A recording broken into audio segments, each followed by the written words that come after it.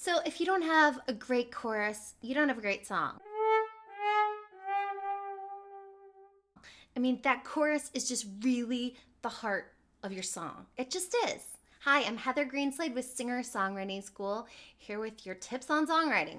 And this chorus, you've just got to get it. And I'll tell you one big, fundamentally important thing about writing a great chorus is that it can't sound just like your verse. It can't sound just like your ramp. It has to be a unique section. And that's where most beginning songwriters miss out. It sounds too much like the rest of the song. You just listen to a song for a few minutes and it seems kind of long and then it's over. So you have to differentiate your sections. So that chorus has to really stand out. There are multiple ways to make your chorus stand out. And I'm going to make videos about lots of those. This one in particular, I'm talking about changing the note range, the range where your melody is once you get to the chorus. And what's really typical is that your verse is in a lower range, and then when you get to that chorus, it's way higher.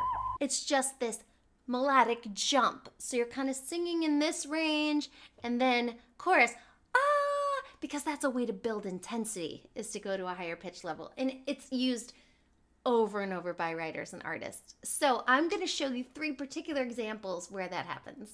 And then make sure to check out the description below because I have a few freebies for you. Here's the thing, we started out friends. It was cool, but it was all pretend. Then you get to the chorus and it jumps up a whole octave.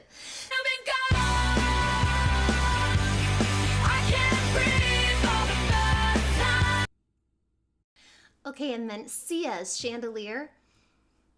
The range in that song is almost 2 octaves. So her verse is,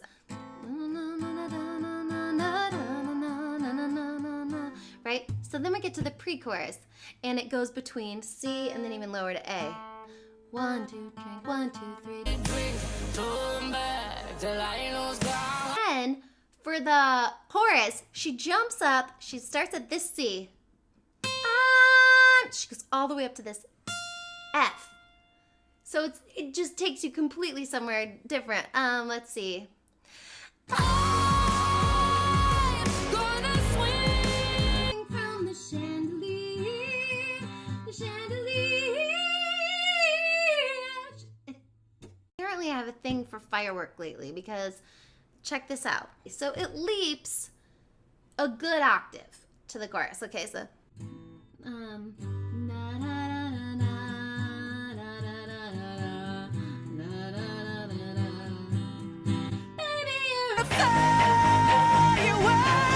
okay, and you just got to ignite the light.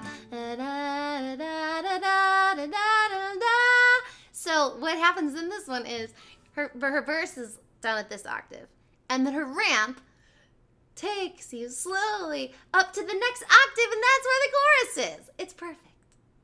Not every example is as distinct as that. These are pretty dramatic, with these octave jumps. Sometimes it's just a jump of a few notes, but it is a shift. We're singing around about here, and now we're singing here. So start listening for that. Listen for that in other people's songs, and then play with using it in your writing too. Now, down below in the description, I do have links to 3 freebies. One of them is 6 strategies for creating limitless song titles, because that's a great launch pad for writing. The other one is 101 chord progressions used in hit songs. So if you're strumming and deciding, what am I gonna, that's also a great jumping off place sometimes. I also have an intro to GarageBand iOS that'll walk you through using GarageBand on your iPhone or your iPad to do some multi-track recording of your songs.